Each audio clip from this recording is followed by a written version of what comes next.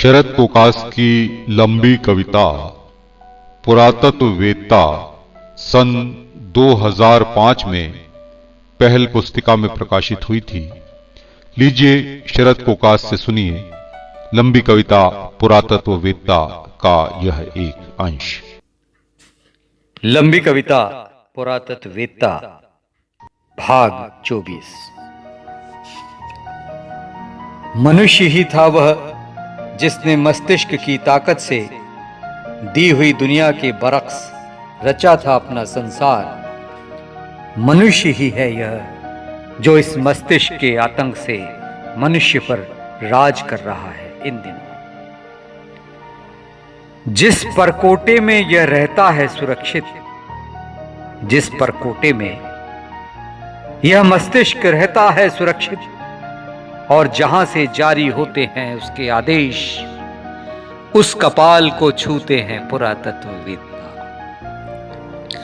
उस कपाल को छूते हैं पुरातत्ववेत्ता।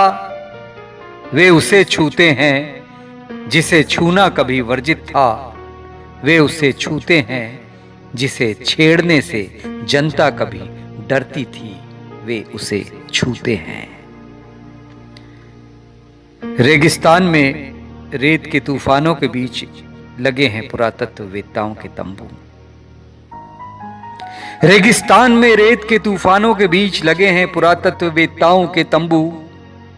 रात और दिन के उलटफेर में मौसम बदलता है चेहरे। एक चेहरा इतना मासूम मानो डांट खाता बच्चा। एक चेहरा इतना मासूम मानो डांट खाता बच्चा। एक चेहरा इतना क्रूर जैसे कि कोई तानाशाह। दिन में अमूमन गर्म रहने वाला रेगिस्तान रात होते ही अपना चरित्र बदलता है। दबे पांव प्रवेश करती कुछ दंत कथाएं पुरातत्ववेत्ताओं के खेमों में। झूठ की चुगली करना चाहती कुछ घटनाएं। एक साया निकलता मृतकों की दुनिया से बाहर। दिमाग की उपज में जिसका रंग काला या सफेद। कई क्षेपक जिसकी कही हुई कहानियों में, और खौफ चेहरे को पीला कर देने जितना। कई क्षेपक जिसकी कही हुई कहानियों में, और खौफ चेहरे को पीला कर देने जितना। मरुस्थल में लापता सम्राट कंबाइसिस की सेना का एक सैनिक। 6ठी शताब्दी ईसा पूर्व में पर्शिया के सम्राट कंबाइसिस की सेना मरुस्थल में रास्ता भटक गई थी। कहा जाता है कि उनके पास जब पीने का पानी भी खत्म हो गया, तब उन्होंने अपने ही मृत साथियों की पेशाब की थैली चीरकर अपना गला तर किया था। मरुस्थल में लापता सम्राट कंबाइसिस की सेना का एक सैनिक पानी से खाली चमड़े की थैली तक पहुंचने की कोशिश में दम तोड़ देता है जैविक इच्छाओं की तपती रेत पर। गला तर करने के लिए उसके बचे हुए साथी खुदगर्जी के चाकू से उसका पेट चीर कर पीते हैं पेशाब। बेमुरव्वत रेत सोख लेती है उनकी देह का सारा जल। जस का तस छोड़ देती उन्हें एक समय चक्र में। बेमुरव्वत रेत सोख लेती उनकी देह का सारा जल। वहीं कहीं 3000 साल पुराना एक बच्चा। वहीं कहीं 3000 साल पुराना एक बच्चा ऊन के कंबल में लिपटा है मम्मी बनकर। वह हर रात उनके तंबू में अपनी मां की तलाश करता है। 3000 साल पुराना एक बच्चा ऊन के कंबल में लिपटा है मम्मी बनकर। वह हर रात पुरातत्ववेत्ताओं के तंबू के भीतर अपनी मां की तलाश करता है। और प्रतिमाओं में बुद्ध की मां, जो ठीक एथेंस की किसी घरेलू औरत की तरह दिखाई देती है, और प्रतिमाओं में बुद्ध की मां, जो ठीक एथेंस की किसी घरेलू औरत की तरह दिखाई देती है, उसकी लोरी में बर्बर कबीले डोरियन की कहानियां हैं। प्राचीन ग्रीकवासी, जिन्हें यवन या डोरियन कहा जाता था, क्रीत द्वीप के निवासी थे। डायोनाइसिस एक ग्रीक देवता का नाम है, जिसका संबंध मदिरा निर्माण से है।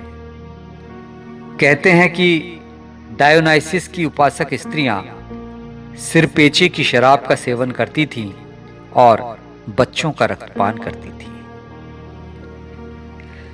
उसकी लोरी में बर्बर कबीले डोरियन की कहानियां हैं और कुछ स्त्रियां जिनके सर पर डायोनाइसिस सवार है, उनके होठों पर बच्चों और जानवरों का खून है। विकलांग तूतन खामन का हत्यारा बूढ़ा पुजारी अपनी ही कब्र में उकेरे चित्रों में प्रायश्चित की मुद्रा में। तूतन खामन यह मिस्र का शासक था 1300 ईसा पूर्व में। कहते हैं कि उसकी हत्या उसके पुजारी ने की थी। विकलांग तूतन खामन का हत्यारा बूढ़ा पुजारी अपनी ही कब्र में उकेरे चित्रों में प्रायश्चित की मुद्रा में, कब्र का पत्थर हटाते ही दिखाई देती है चेतावनी पुरातत्ववेत्ताओं के लिए। कब्र का पत्थर हटाते ही दिखाई देती है चेतावनी, भस्म कर दिए जाओगे हमारी आत्माओं के हाथों, जला दिए जाओगे रेगिस्तान की दहकती रेत में। खबरदार खबरदार, जो कोशिश भी की हम तक पहुंचने की, भस्म कर दिए जाओगे हमारी आत्माओं के हाथों। दुनिया जो अपने नियमों से भीतर या बाहर है, जिसके हस्तक्षेप में है तथ्य मिट जाने के खतरे, उन्हें डराती है।